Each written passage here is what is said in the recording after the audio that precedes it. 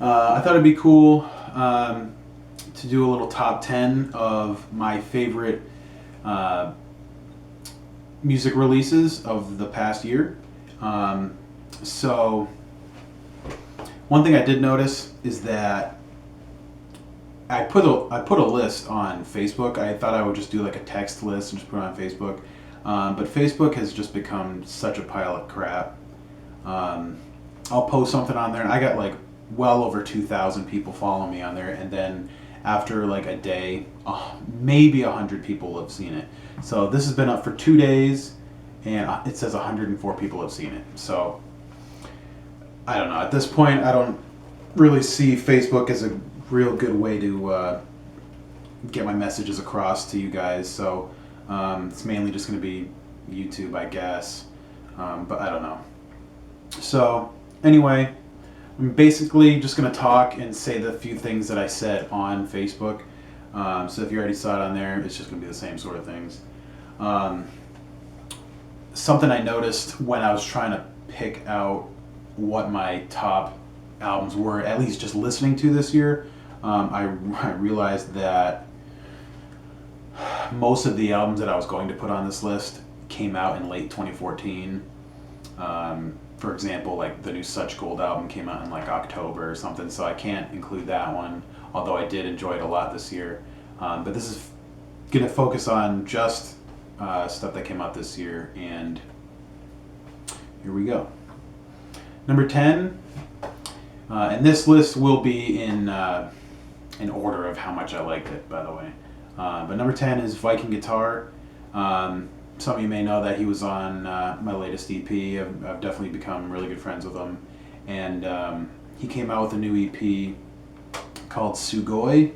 I don't remember exactly what it means, some Japanese thing, I think.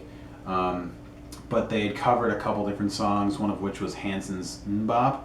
And I actually did do a review of that album. And they did a Misfits song, and I'm pretty sure the other one was a Ramones song. And they did a really good job on them, so that's worth checking out. Number 9 is Foo Fighters, the St. Cecelia EP.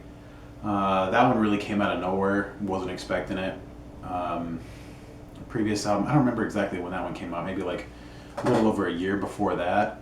The Sonic Highways one, which is a good album. But this one had a lot of variety to it, which I really liked.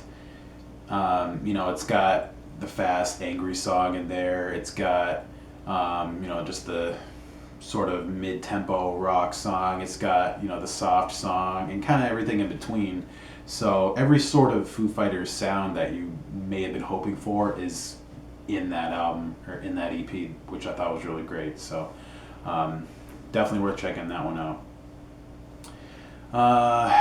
Number 8 is Haunted Shores, Viscera, and that was another EP. A lot of the releases on here are EPs. It was just kind of a good year for EPs, I guess, not really full lengths, which is fine with me. But this one, if you're not familiar with them, it's 2 members of Periphery, Misha Mansour and Mark Holcomb, and it's instrumental, and it's different from Periphery. It's a little darker.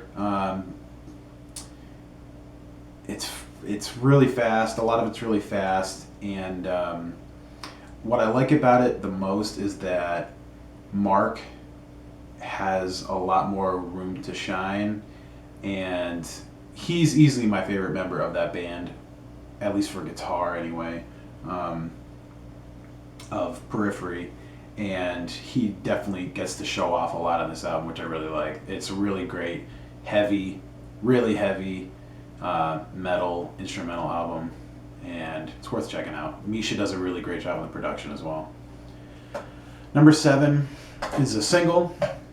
I don't know if you could technically call it a single, but I'm going to call it a single. It's the new Starting Line song, and they have a new EP coming out this year, and I'm really excited about that. They haven't made any new music since like 2007 or 8 or something like that, and I kind of jumped on the bandwagon late when it came to the Starting Line, and it kind of sucked that they kind of just went away for I don't know, 8 years, 9 years or something. But it's really great to see that they're back. The song sounds like they never left. You know, it sounds just like some of the older stuff with just a little bit more age to it, I guess. You know, they sound like they don't sound like kids anymore. You know, they sound like they've grown up, but you know, they still want to be the starting line, which is cool.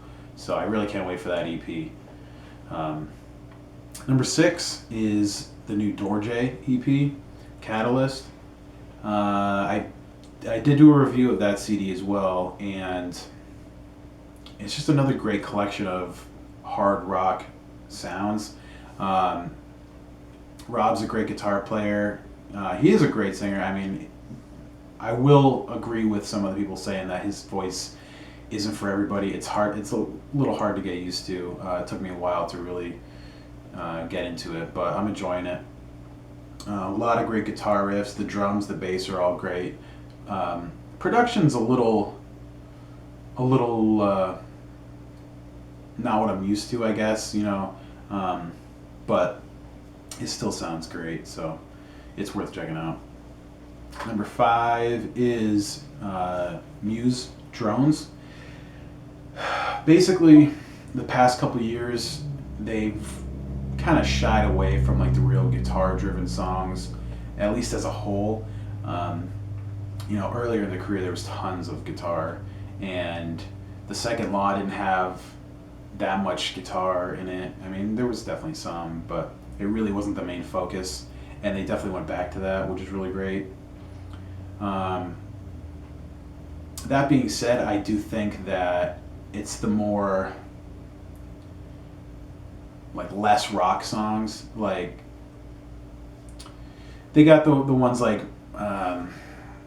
Reapers, they got Psycho, some other ones that are like the more heavier songs, which I like, but those aren't really the ones that I think are the best on the album. I really like Revolt, I really like Mercy, I really like Dead Inside. So it's the ones that are a little more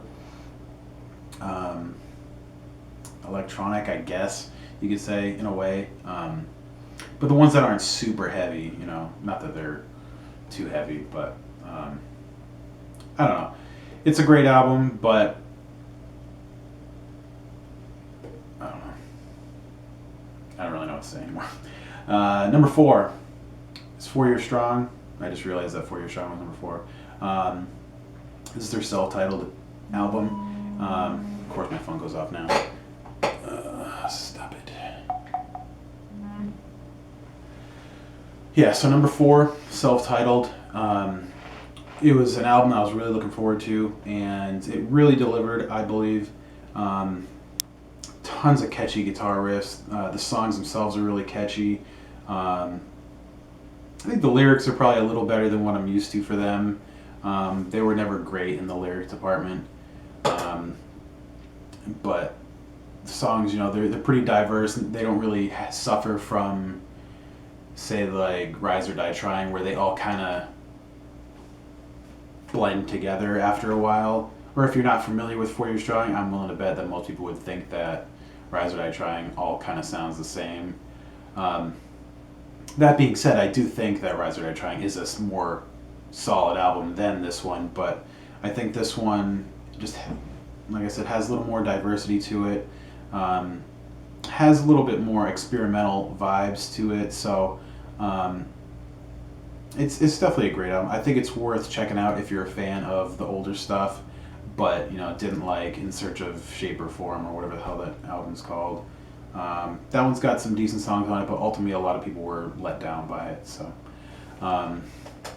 yeah, check it out. Number 3 is C2A. I think that's how you say it, I never remember. But his Senpai EP. I really, really enjoyed that EP. It's just 3 songs, and his guitars have gotten a lot better. I mean, his guitar work's always been great, but he's focused a lot more on melodies in this one, not just melting your face off. And his production's gotten a lot better. The stuff that he's using sounds a lot better, so it's a lot more polished of an EP. And the songs themselves are just really fun. They're super catchy, and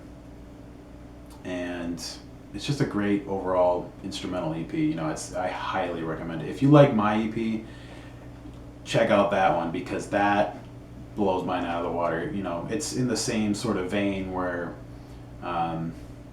it's instrumental and it tries to use melodies and stuff like that to kind of convey like if there were an actual singer or something like that. So definitely check it out. It's one of my biggest influences these days, so I really recommend it.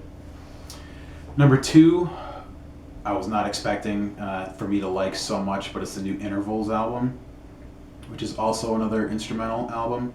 It's called The Color of Shape, or The Shape of Color, sorry. Tons of great guitars on this album. The drums are incredible because that was done by Travis Orban, who's like one of the best drummers out there right now. There's a lot of great guest spots on there. Nick Johnston is on there. Plini's on there, who's one of my favorites. There was a really great saxophone solo or whatever you want to call it in one of the songs, and it's just the same sort of thing like I said for the last one for C2A. Just super catchy, really fun, and I've listened to that album so many times since it came out like less than a month ago. It's technically less than a month because it came out December 4th, and as of right now it's the 3rd, so I must have listened to it at least like 15 times through, which for me is pretty unheard of. And finally, number 1 is Plini's most recent EP, The End of Everything. I've grown to really like this guy. He has just an incredible music writing ability. He's just got a lot of great ideas, a lot of great influences that just make his sound different and diverse. You know, he's got a lot of jazz influence, you could tell in there. He's definitely got like some fusion-y sort of vibes, and there's of course a lot of like rock and heavy sections to it. So I mean, it's just a great mix of a lot of different sounds. And even though it's only 3 songs, you know, it's easily better than a lot of other releases. Obviously, it's the number 1 on my list. So I absolutely recommend checking that one out. It's absolutely amazing. I did want to mention a couple other EPs just as like what's the word? The hell's the word I'm thinking of? Ones that just didn't quite make the cut, although I've been really enjoying them. First one is Modern Lives, which is a band that a friend of mine's actually in, and it's called Gloom. The EP's called Gloom. There's 3 tracks on it, and it's kind of got like a mix between like an 80s pop or an 80s alternative mixed with like a 90s alternative sort of sound. So it's really cool. Definitely not my usual cup of tea, but I think they mixed a lot of great elements. I definitely would check that one out too. And then finally, where is it? I forget what it's called. Oh, it's Rewind the Crisis. See you next Tuesday. I've been really enjoying that EP as well. I did a review on that one recently. If you want to check the review out, some really great songs on that, and you can find them on YouTube too. So that's about all I got to mention. I'll have a list below of everything if you guys want to check that out, just as a quick reference. So thanks for watching. Let me know what your guys' lists are if you feel like making a list or anything like that. Or let me know if you end up checking out any of the bands that I mentioned, and let me know what you think, because I definitely want to try and get some new stuff out there for you guys, and hopefully recommend some stuff that you guys will be enjoying. So yeah, and feel free to recommend me anything too. I don't always like the stuff that people recommend, but sometimes I really do. So keep them coming. So thanks for watching, and catch you guys later. See ya.